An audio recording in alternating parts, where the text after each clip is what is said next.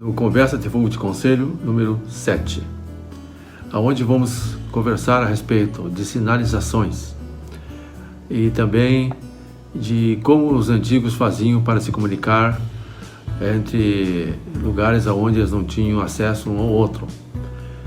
E primeiro vamos falar sobre como era usado para levar mensagens secretas para as tropas amigas e as tropas inimigas não conseguirem pegar as mensagens. Bom, Baden-Powell ele recebeu, depois de um certo tempo, uma bengala bem rústica que um nativo tinha trazido a ele.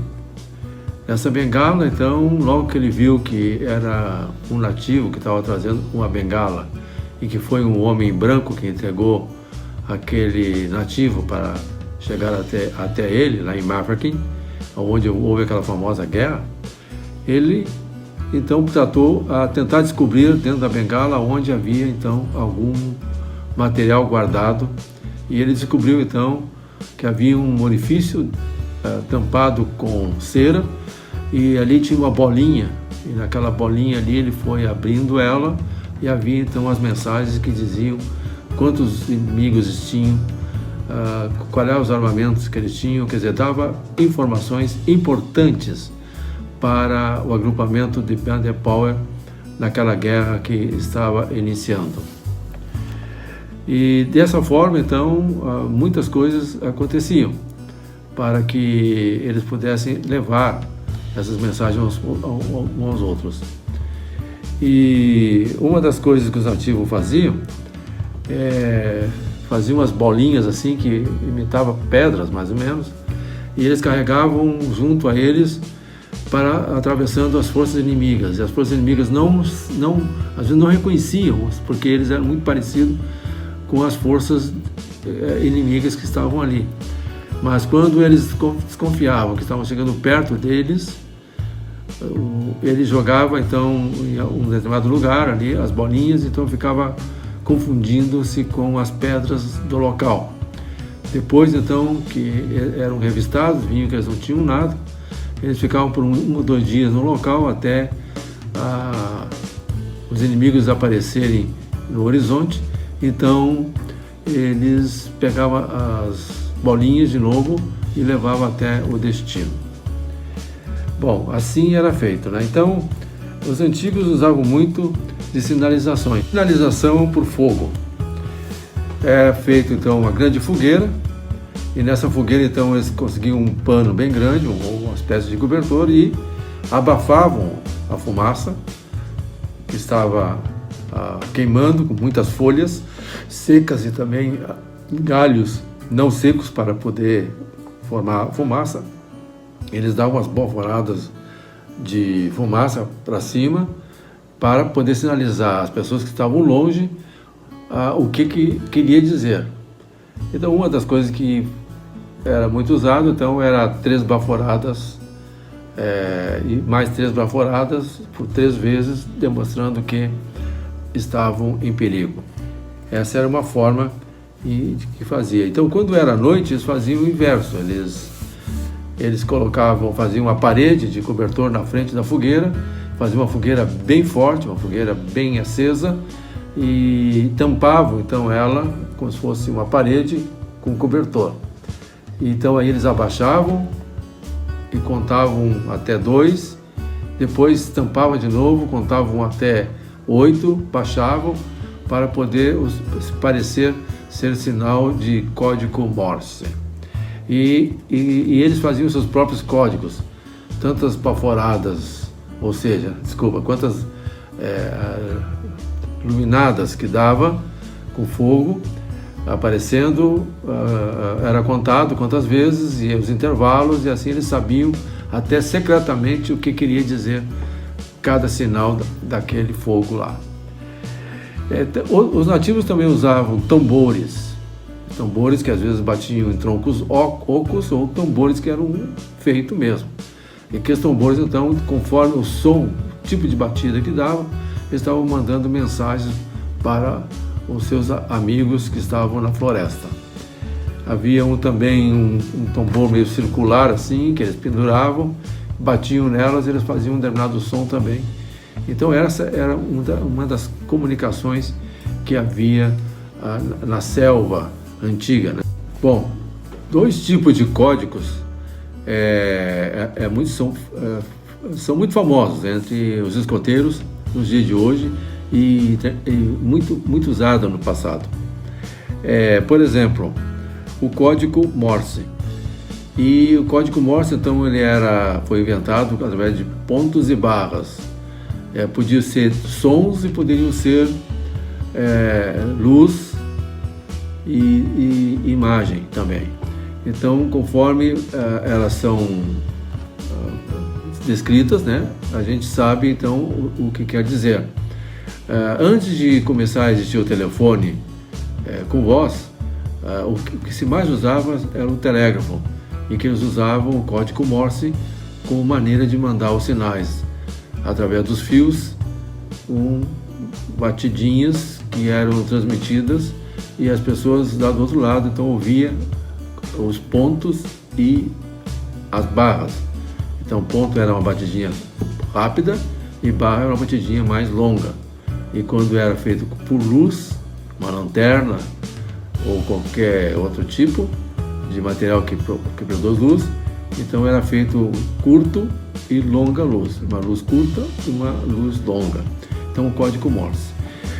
Outra forma então que também era muito peculiar nos tempos antigos é o semáforo, que era duas bandeirinhas em que, conforme eles ficavam colocados à disposição dos braços, ele formava letras que depois iam formando frases, e o outro lado lá então poderia ver o que significava. Sinais de comando. Normalmente os monitores eles atuam usando voz de comando, colocando a patrulha em forma para ir à bandeira ou para sair encaminhadas em fila indiana. O monitor usa então os sinais manuais, como descansar, sentido ou firme, e a apresentação, né, sempre fazendo o sinal do escoteiro, uma apresentação, né? Então aqui temos algumas coisas que é dito, né? Sentido ou alerta, posição firme, com garbo, né? Bem, né? Descansar, permanecer no mesmo lugar à vontade. Fora de forma seria debandar, sair da formação. Direita, dobrar à direita. Esquerda, volver. Assim como direita, volver. Ordinário, marcha, né? Ou marcha apenas. Acelerar, marcha.